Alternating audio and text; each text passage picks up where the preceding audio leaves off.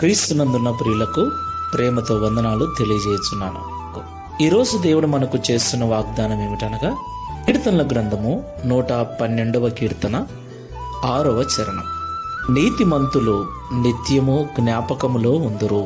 ఆమేన్.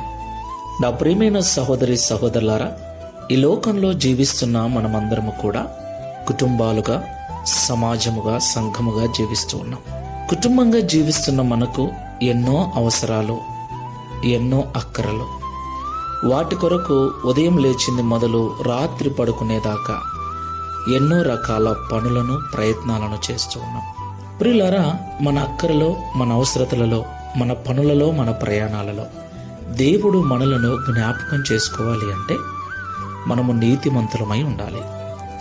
దేవుడు జ్ఞాపకం చేసుకుంటే ఏమవుతుంది? అవును, ఆయన జ్ఞాపకాలలో మనం ఉన్నట్లయితే ఈ లోకంలో మనము పడే ప్రయాస వ్యర్థము కాకుండా, మనము చేసిన కష్టము నష్టముగా మారకుండా, మన కష్టార్జితము పరలోపాలు కాకుండా దేవుడు దానిని కాపాడతాడు. దేవునికి మహిమ కలుగును గాక.